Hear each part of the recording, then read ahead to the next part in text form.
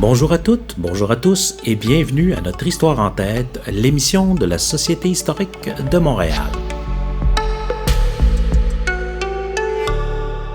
Bonjour à tous, ici Robert Comeau à l'émission de la Société historique de Montréal, Notre Histoire en tête.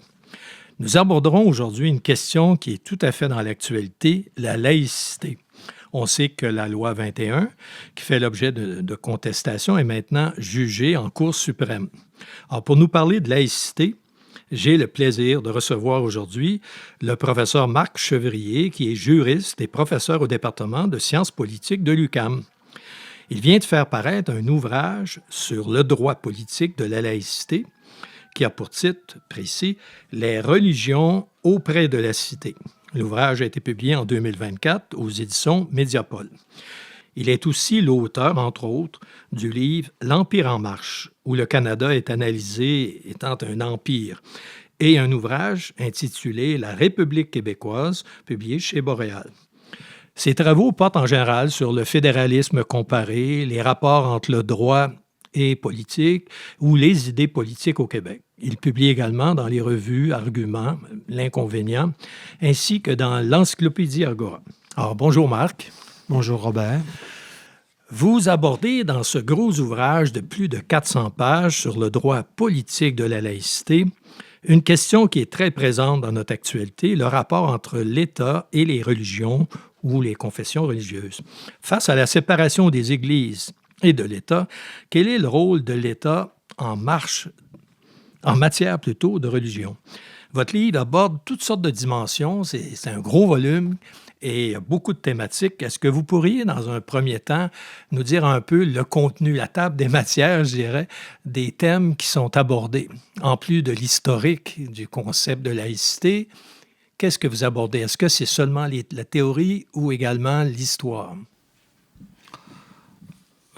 Écoutez, c'est un ouvrage qui cherche à éclairer la question générale des rapports entre les religions ou confessions religieuses et l'État, en Occident en particulier, et à travers le prisme de l'idée de laïcité qui, en est venue à travers le temps à désigner le rapport qui devrait s'instaurer en Occident au sein d'une démocratie libérale entre le religieux et le politique.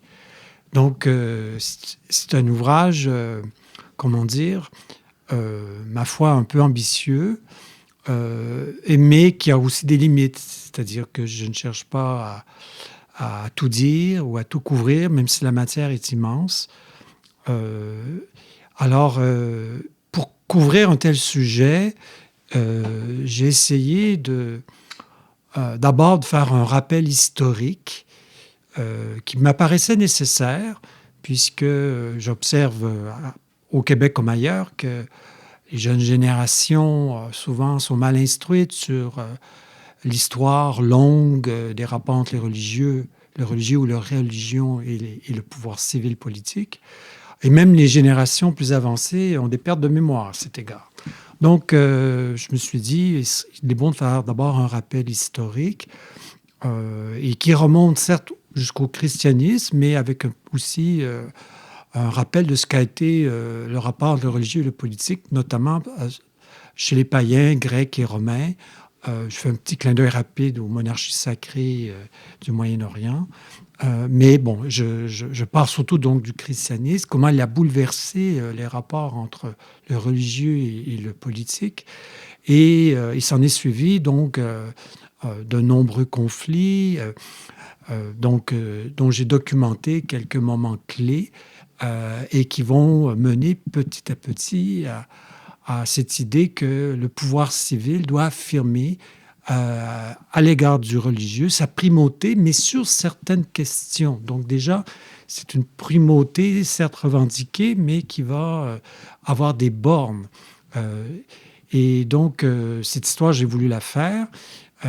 Et puis, à travers des moments charnières, et je remontais donc jusqu'à la Révolution américaine, la Révolution française, et je suis allé même un peu au-delà.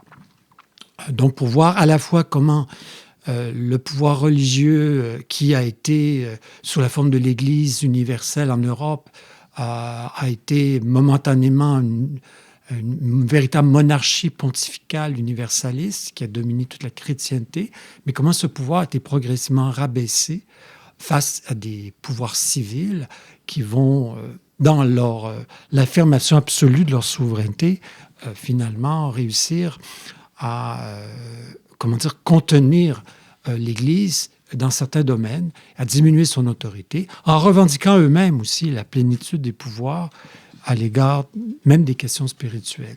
Donc, je remonte jusqu'à ces moments charnières, puis ensuite, j'essaie aussi de voir comment l'idée de tolérance s'est introduite, notamment à partir du 16e siècle, et comment elle va aussi venir limiter cet absolutisme que l'État va revendiquer pour contenir la religion, mais qui peut se retourner contre toutes les formes de liberté civile.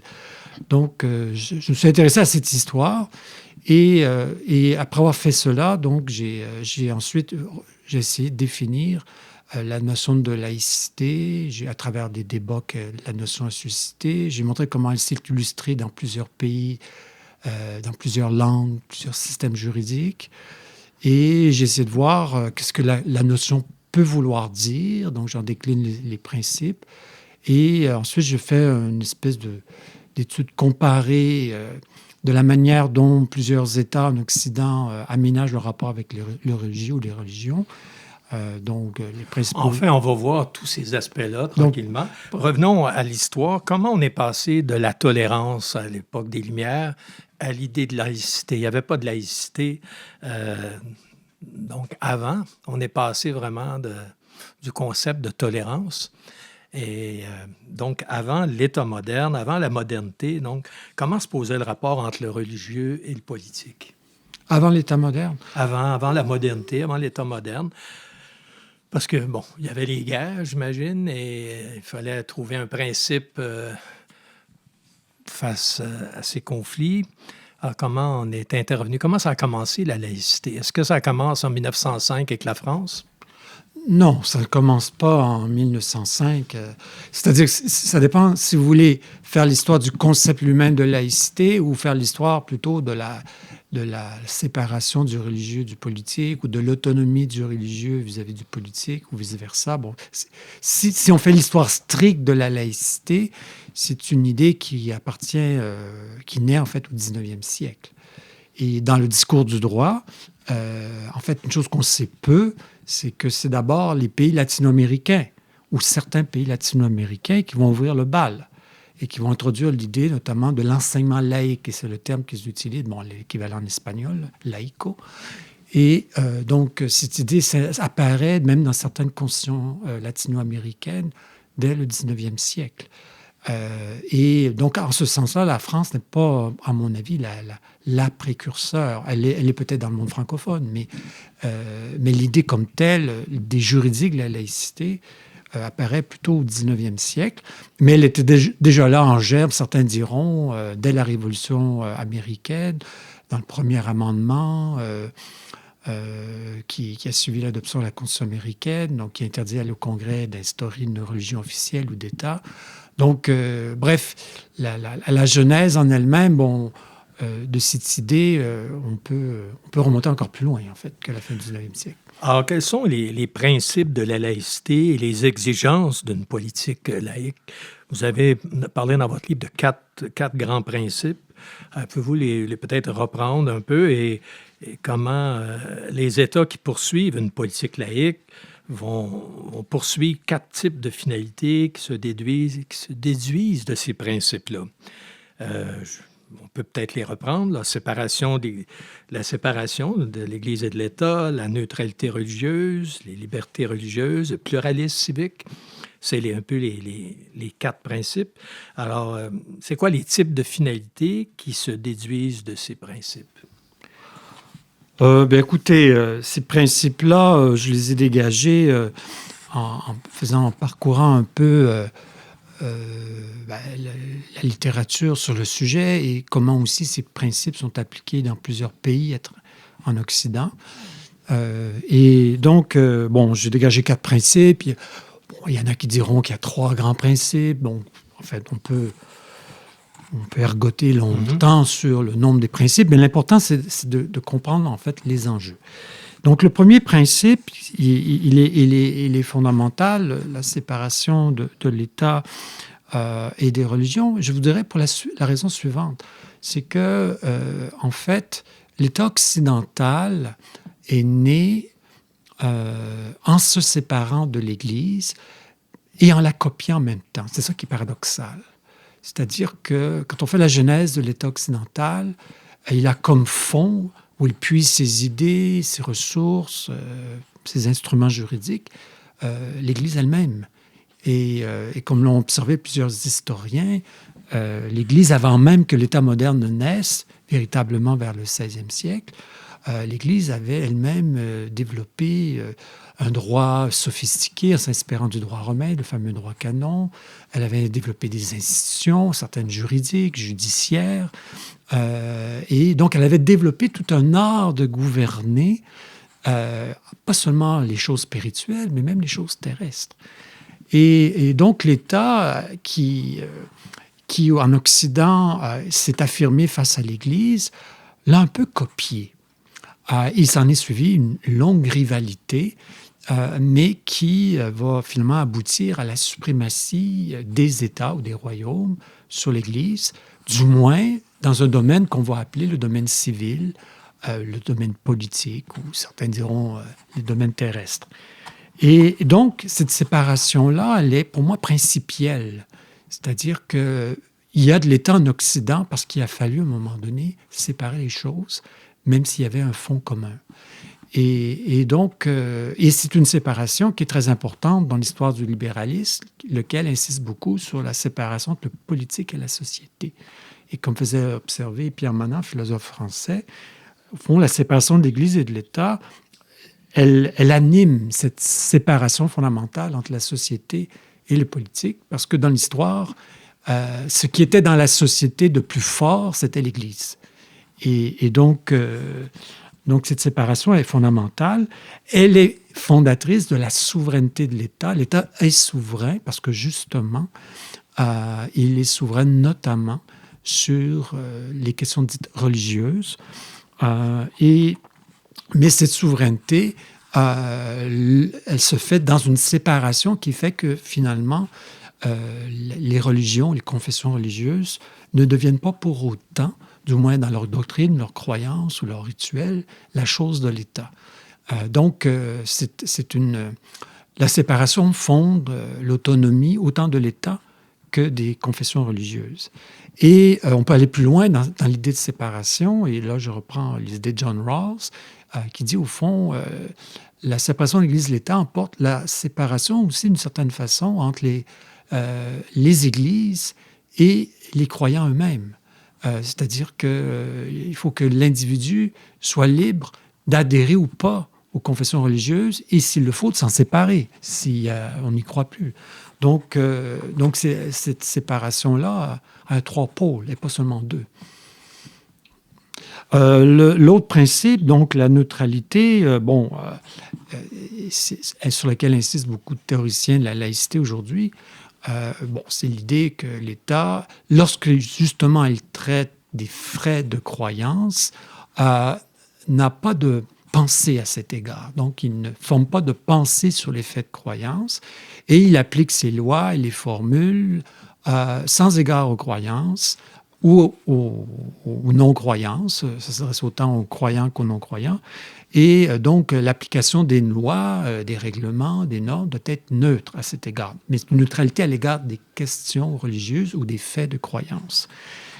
Donc, c'est une idée qui est évidemment très importante.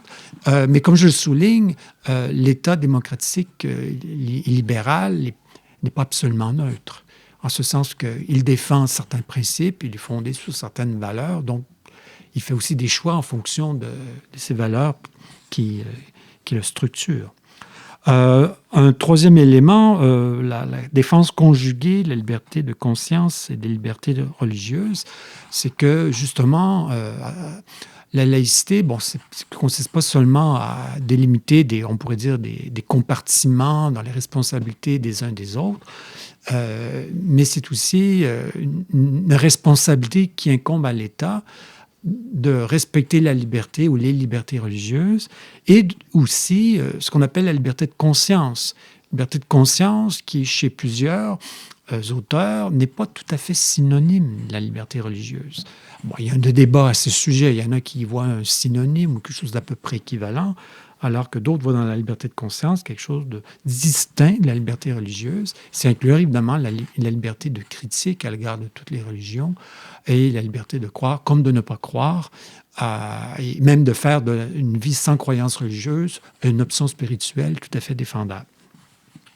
Donc, la laïcité n'est pas qu'un principe abstrait, elle doit aussi devenir quelque chose qui puisse se développer, être reçu dans la société, et d'où l'importance pour l'État de voir à ce que la liberté de conscience se réconcilie dans les faits, dans la pratique, avec les libertés religieuses.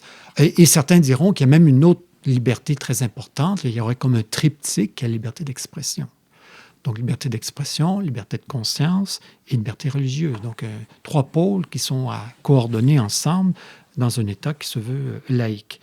Et finalement, 3e principe que j'appelais le pluralisme civique des croyances et des convictions. Bon, c'est peut-être pas un principe sur lequel s'accordent tous les auteurs, mais plusieurs le défendent.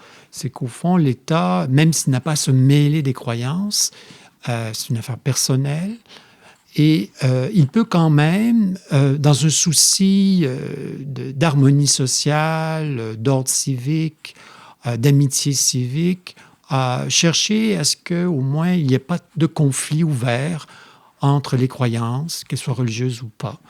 Et il peut favoriser certaines initiatives qui vont justement rapprocher les positions spirituelles, les options spirituelles. Bon, et par exemple, il peut favoriser le dialogue interreligieux ou le dialogue entre croyants et non-croyants par certaines mesures. Donc, certains États le font et l'encouragent. Donc, c'est mon 4e principe. Est-ce que les États réservent aux confessions religieuses une variété de régimes civils? Est-ce qu'il y a, par exemple, des religions nationales? Est-ce que c'est assez répandu? Et peut-être une question en lien avec ça. Est-ce que la France, par exemple, a un parcours particulier? Parce qu'on parle souvent de la France en 1905. Et puis les autres pays, parce que vous évoquez la situation, par exemple, comme Portugal, Espagne, où il y a des liens concordaires avec la papauté. Est-ce que c'est possible d'avoir la laïcité quand il y a ce lien avec la papauté? Et puis en gros, peut-être présenter la situation aux États-Unis ou au Canada. Donc, essayer de voir dans cette variété de régimes civils comment se pose la laïcité, à partir des cas concrets là, que j'ai apportés. Vous avez d'abord évoqué les pays où il y a une religion nationale, une religion officielle. Les Britanniques parlent de religion établie, established en anglais. Comme les Anglicans, par exemple, oui, en c'est Angleterre. Ça. Donc, effectivement, dans une partie de l'Europe, on a encore des religions dites nationales. Ce sont donc essentiellement des monarchies protestantes. Et donc, le protestantisme, à son origine, c'est en fond une espèce de forme de sécession religieuse avec la papauté. Et c'est une sécession qui va s'accomplir à travers des princes protestants qui vont créer leur propre Église nationale. Et donc, c'est ce qu'a fait Henri VIII en Angleterre. Et d'autres pays qui se seront protestantisés, le Danemark, la Suède. Même en Suisse, je pense aussi, les protestants en Suisse. Oui, bien dans certains cantons, oui. Certaines religions, confessions protestantes ont un statut public distinct. Et donc cette avenue, je dirais, historique, elle a été faite au début dans un contexte où le protestantisme se voyait en guerre avec le catholicisme, donc il n'était pas du tout question de tolérance. Mais bon, petit à petit, ces régimes vont s'adoucir, vont finalement permettre aux catholiques de pratiquer leur religion, ils vont ouvrir la porte à d'autres religions et même à l'incroyance. mais ça va se faire progressivement dans le cadre du Royaume-Uni. Bon, je ne ferai pas toute l'histoire. Mais encore dans ces pays, c'est le cas du Royaume-Uni, l'Église d'Angleterre est une église d'État, c'est-à-dire que son statut civil dépend de lois britanniques, son organisation interne, et formellement, le roi d'Angleterre est le chef de l'Église anglicane, et même le premier ministre participe formellement à la nomination des évêques. On peut parler de laïcité en Angleterre. C'est-à-dire que si on élargit parce que le mot laïcité, il y a des chercheurs qui l'utilisent d'une manière très large et très souple. Alors, certains diront qu'il y aurait même une laïcité anglaise. Bon, peut-être que c'est abusé du terme, mais il y a sans doute un souci d'accorder une liberté religieuse, une liberté de penser à l'égard de la religion, une autonomie qui est conférée aussi en Angleterre donc aux confessions religieuses, mais l'Église anglicane a un statut qui échappe, par exemple, l'Église catholique, qui en Angleterre est considérée comme une simple association civile, alors que l'Église anglicane est encore enchâssée dans l'État, et il y a encore une partie même des écoles publiques anglaises qui fournissent une éducation religieuse d'obédience protestante. Donc, il y a encore une certaine influence. Au Danemark, l'Église protestante danoise est encore financée indirectement par l'État.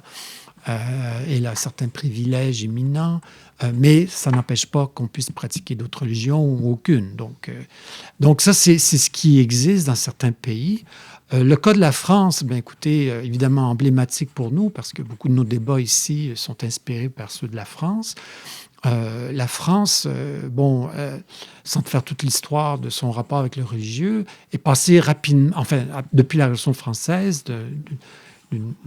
Ça se fait plus brutalement en France. Oui, ça fait plus brutalement. La Révolution va carrément, on pourrait dire, tyranniser l'Église, nationaliser ses biens. Le pouvoir va se mêler de la nomination des prêtres, etc. On a même tenté une nouvelle religion. Etc. Et arrive Napoléon qui va rétablir l'ordre, qui va mettre le holà à la Révolution. Et là, il va établir ce qu'on appelle le concordat en France. Donc, l'Église devient d'État. Donc, les ministres du culte sont des fonctionnaires publics. Les biens de l'Église sont nationalisés et ce système va être étendu aux protestants et quelques années plus tard aux juifs. Et ce système concordataire va durer jusqu'en 1905, d'où l'insistance sur l'idée de séparation, parce qu'avant 1905, les églises protestantes, catholiques et le judaïsme étaient, on pourrait dire, faisaient partie prenante de l'État français. Et donc d'où la volonté qui se ressentie à l'époque, justement, de séparer les choses. Mais comme on l'a vu, par exemple, avec la restauration spectaculaire de Notre-Dame de Paris, la cathédrale, la séparation a eu comme conséquence une séparation en propriété totale. L'État français est demeuré propriétaire des cathédrales. Les églises, beaucoup sont encore propriété des communes. Qu'est-ce qu'on reproche à la laïcité française exactement? Aujourd'hui, on parle de laïcité ouverte beaucoup au Québec. Il faudrait une laïcité moins dure que celle de la France. Qu'est-ce que vous en pensez de ce débat-là entre laïcité ouverte et... Dans mon livre, je n'ai pas utilisé cet adjectif ouvert, ouverte pour caractériser des régimes civils, du politique et du religieux. Je trouvais que cet adjectif-là a une portée essentiellement polémique ou politique. Il n'ajoute pas grand-chose à l'analyse. Et quand on essaie de comprendre ce que ça peut vouloir dire, quelque chose d'ouvert, là, on s'aperçoit que finalement, c'est un thème qui appartient à la théologie ou à la philosophie ou à la morale ou à la métaphysique. Donc, on ne sait pas trop, même la poésie. Donc, on ne sait pas trop sur quel pied danser lorsqu'on parle d'ouverture. Cela dit, parmi les critiques qui ont été faites de la laïcité, notamment française, et critiques que plusieurs Français eux-mêmes ont faites. Donc, quand on regarde les débats français, la loi de 1905, elle n'a pas été adoptée dans l'unanimité. Et il y avait en fait plusieurs visions de la laïcité qui se sont confrontées à cette époque. Mais bon, certains reproches qui ont été faits de cette laïcité, bon, c'est qu'elle était assez peu libérale, elle accordait trop peu de liberté. Ensuite, on reproche à la laïcité une conception policière de la religion. On parle même en France de police des cultes, une responsabilité qui revient au ministère de l'Intérieur. Donc, contrôle étatique sur les religions qui se ferait encore malgré la séparation de 1905. Et certains vont même accuser la laïcité, à tort ou à raison, d'être elle-même, du moins dans sa forme française, une forme de religion civile qui fait l'objet d'un culte patriotique, mais qui finalement cache mal le fait que sa neutralité est très imparfaite. On va revenir sur les types de laïcité libérale, républicaine ou conservatrice, mais avant, on va faire une petite pause.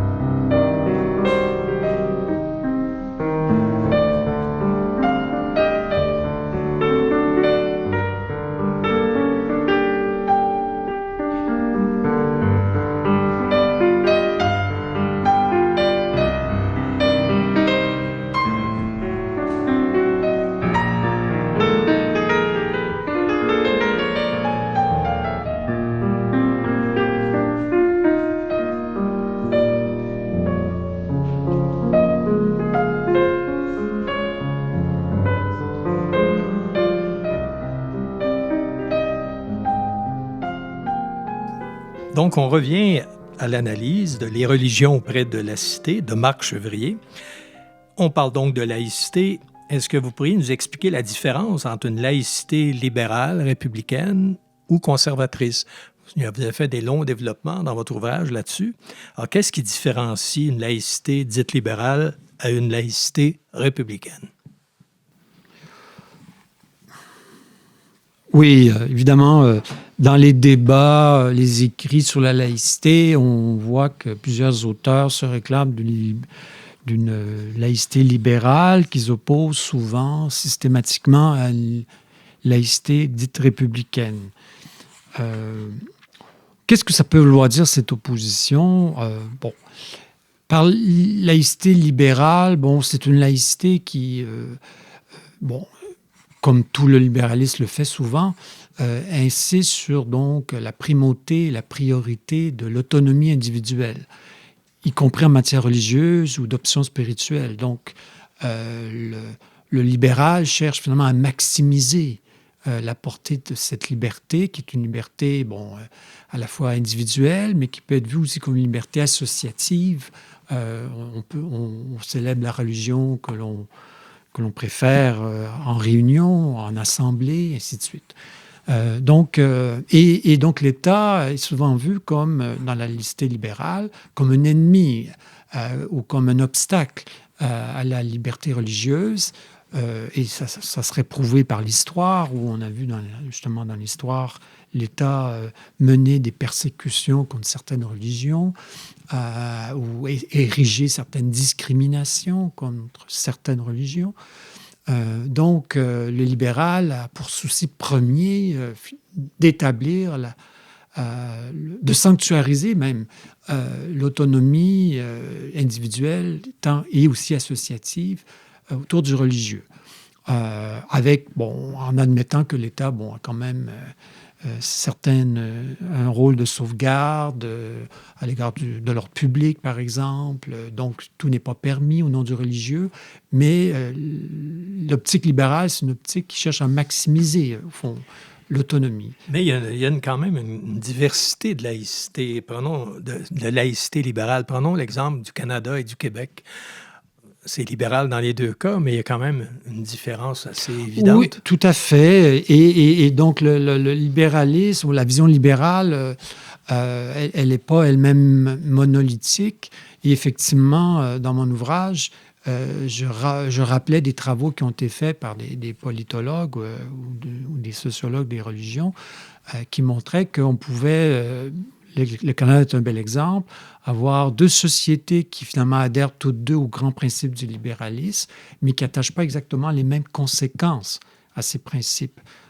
Et par exemple, il y a une étude que je cite, qui a été faite par des politologues, qui montre qu'au Québec, plus on adhère aux principes du libéralisme, moins on accepte l'idée que les signes religieux soient manifestes dans les fonctions publiques. Alors qu'au Canada anglais, plus on adhère à ces principes du libéralisme, plus on semble s'accommoder de la présence de ces signes religieux dans les fonctions publiques. Donc, deux réactions complètement différentes, mais à partir d'une adhésion à des principes communs. Donc, effectivement, les systèmes de pensée comme le libéralisme ou le républicanisme ils sont souvent très abstraits. Alors, il faut voir comment, dans la réalité, ils sont vécus dans les sociétés. Quant au républicanisme, si on fallait le définir, c'est une attitude qui, au fond, tout en ayant à cœur de défendre la liberté religieuse, qui insiste plus sur l'autonomie de l'État à préserver vis-à-vis du religieux. Puisque, justement, le religieux peut à son tour alourdir, s'accaparer l'État ou certaines fonctions de l'État, empêcher l'État, justement, de remplir ses fonctions de justice et d'égalité. Et donc, pour éviter que l'État ne tombe sous l'emprise d'une religion ou de plusieurs influences religieuses, on cherche à garantir cette autonomie, justement en marquant bien les domaines propres du religieux ou des religions et de l'État. Et l'État insiste aussi sur le fait une de ses missions, c'est de former des citoyens, et l'accès à la citoyenneté ne doit pas être conditionné par l'adhésion à quelque dogme religieux que ce soit. Donc, le projet de la citoyenneté dans une vision républicaine, c'est un projet qui n'exclut pas nécessairement la religion, mais qui n'emporte pas non plus la conséquence qu'elle doit devenir obligatoire. Je peux vous arrêter là-dessus pour aborder tout de suite un autre aspect. Au 5e chapitre, vous étudiez les problèmes qui sont liés à la conduite d'une politique laïque par l'État. Et vous signalez que dans les démocraties libérales, on a tendance à envisager la question religieuse uniquement sous l'angle des dangers que la majorité fait encourir aux minorités, alors qu'il arrive que ces minorités peuvent se montrer oppressives. Alors, vous donnez des exemples historiques de ça. Alors, pouvez-vous nous expliquer, peut-être par des exemples concrets, comment ça se pose, entre autres, peut-être en France ou ailleurs? Écoutez, la question classique qui revient souvent dans la vision libérale des rapports entre le religieux et le politique, c'est que l'État peut facilement céder à la tentation de donner la priorité aux volontés de la majorité. Comme en Inde, par exemple. Tout à fait, au détriment d'une minorité. Et effectivement, en Inde, vous voyez, l'hindouisme est très majoritaire et il y a un parti nationaliste hindou au pouvoir. On sait qu'en Inde, il y a des exactions qui sont commises contre les musulmans, qui sont minoritaires, quoique nombreux, parce que là, comme la population est immense, on la calcule en millions. Et donc, oui, ça, c'est évidemment un cas classique qui confirme finalement la validité de cette prévention libérale, à savoir oui, que la majorité peut devenir oppressive, notamment en matière religieuse. Mais ce n'est pas la seule configuration possible. Les minorités peuvent devenir religieuses, notamment, peuvent à leur tour, dans certaines circonstances, devenir tyranniques, donc exercer un pouvoir illégitime sur l'État et sur la société, comme elles peuvent devenir oppressives, même à l'égard de leurs propres membres.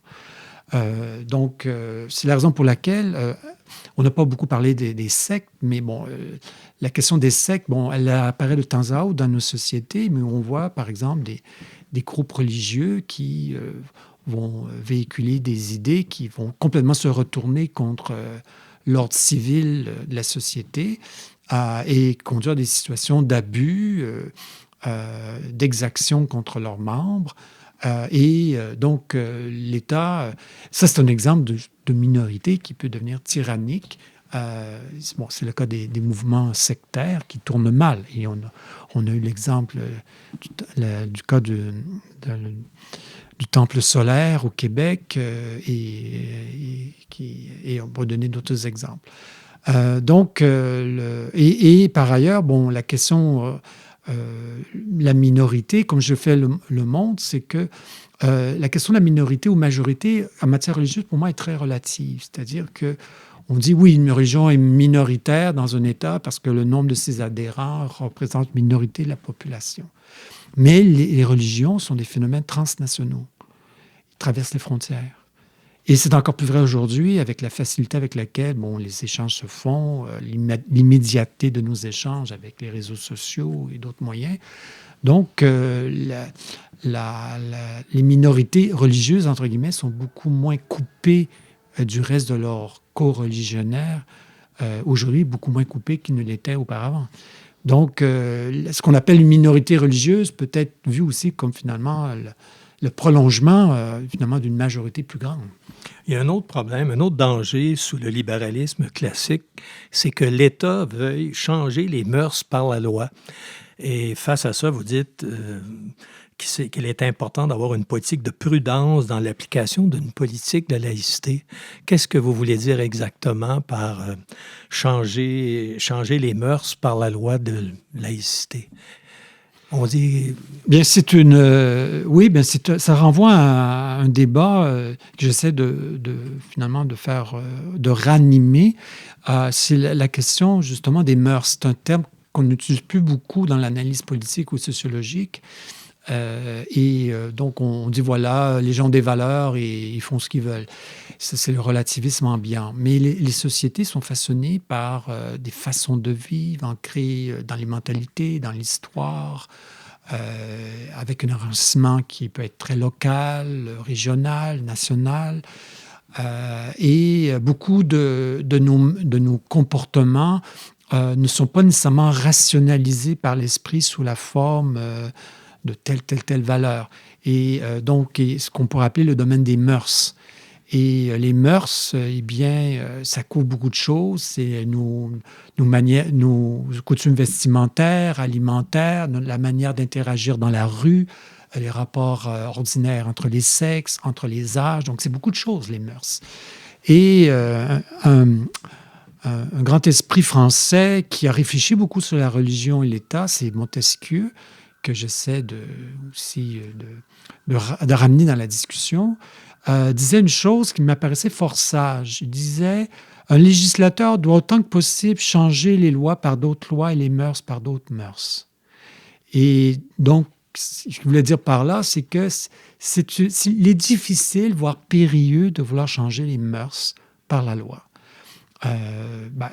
Et c'est la raison peut-être pour laquelle, je ne dis pas qu'il est mauvais de le faire, mais il est difficile, par exemple, de légiférer sur les tenues vestimentaires. Parce que traditionnellement, la manière dont on se vêt... Ça nous touche de plus près. Là, ça touche à l'intimité corporelle, mais ça touche aussi à ce qui est fondamentalement les mœurs.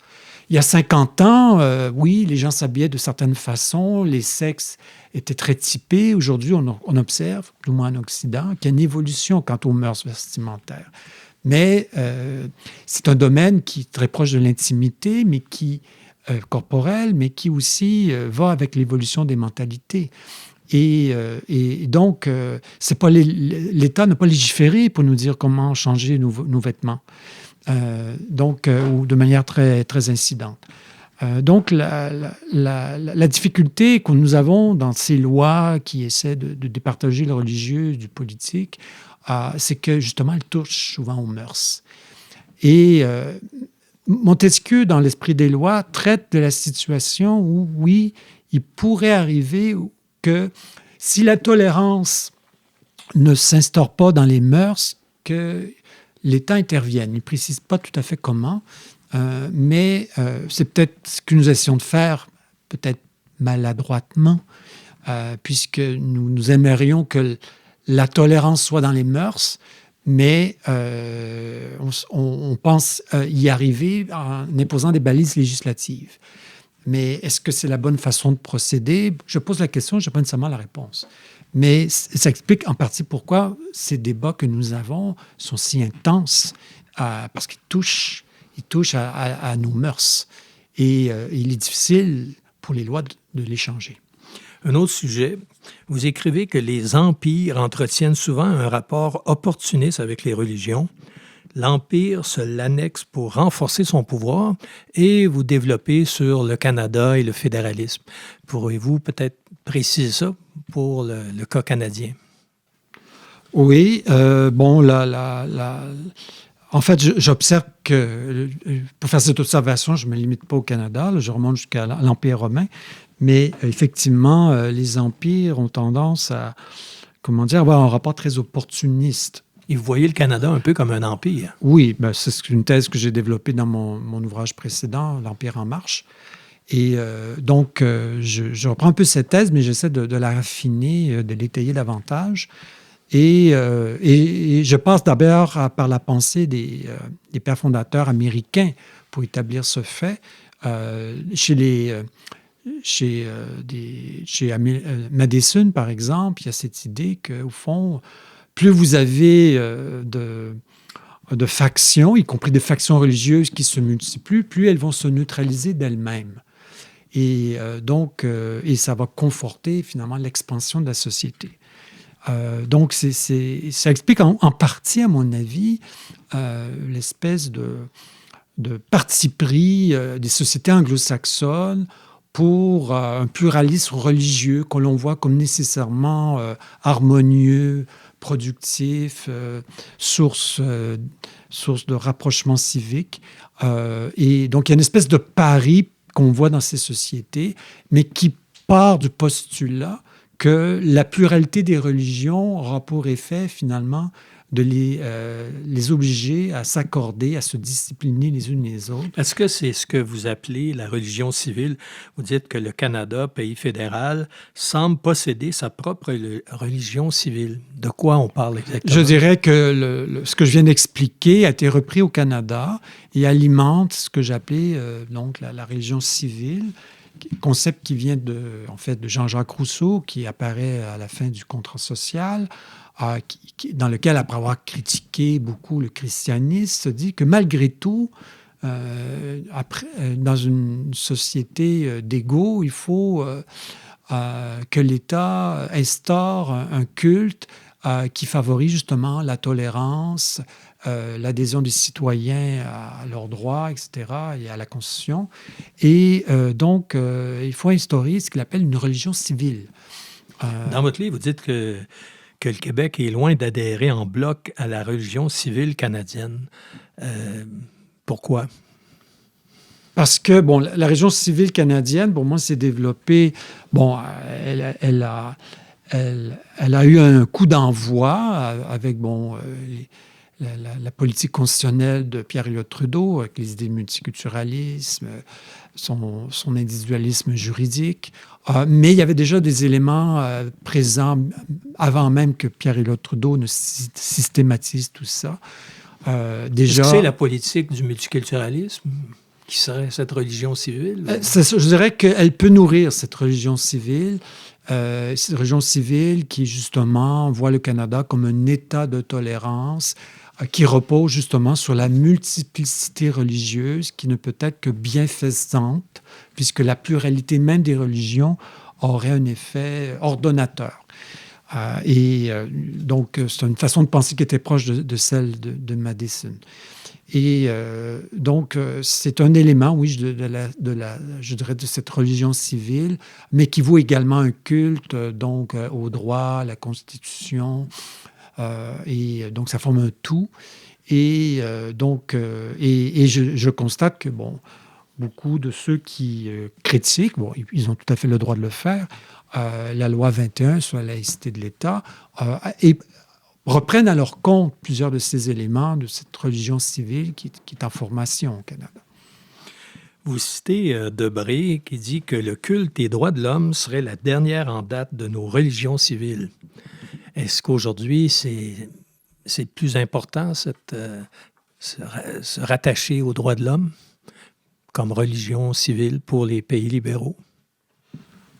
Ben, c'est sans doute un ingrédient des religions civiles qui existent dans plusieurs États occidentaux. Je ne crois pas que le Canada soit unique. Souvent, les États essaient de fabriquer quelque chose comme une religion civile, une religion civique.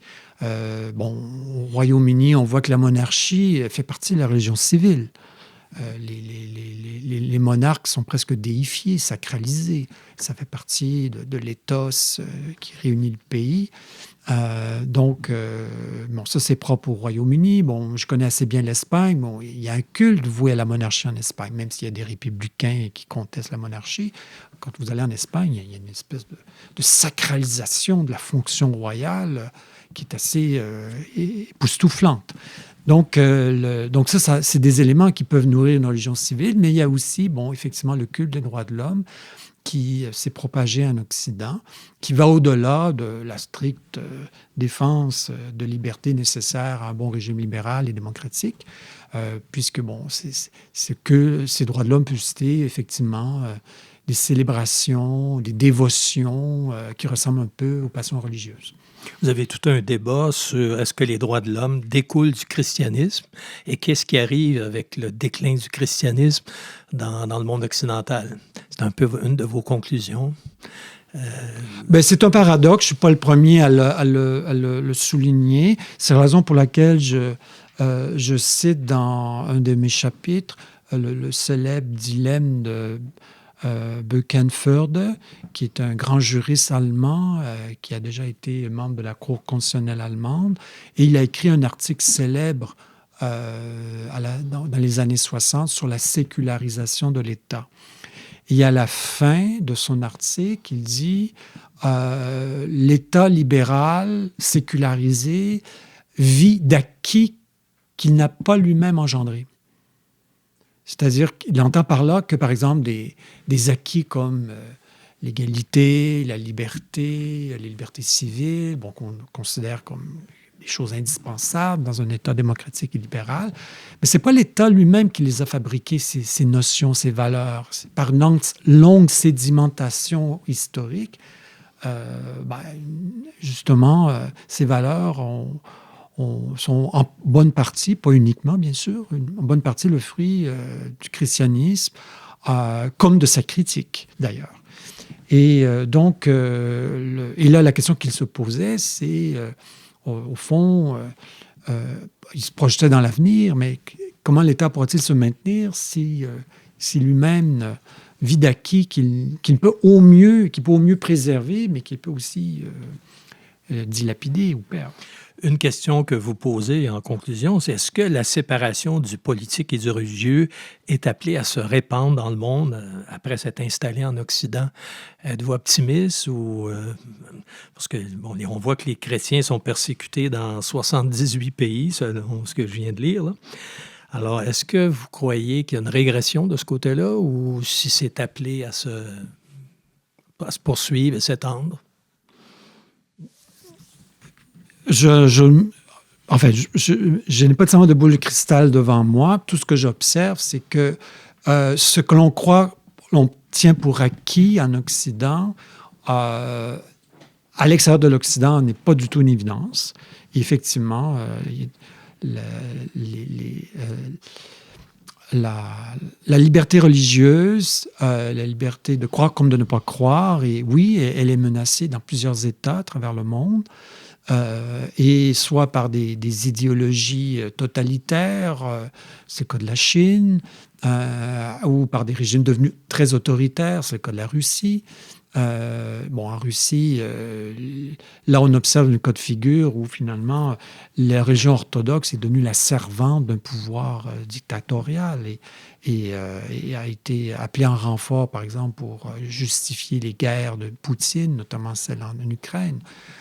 Donc, la religion peut être ou bien instrumentalisée, donc elle perd sa liberté, elle perd son autonomie, ou alors la religion ou les religions peuvent être effectivement persécutés. Bon, et c'est le cas de beaucoup de chrétiens dans le monde. Il y a aussi des musulmans qui le sont.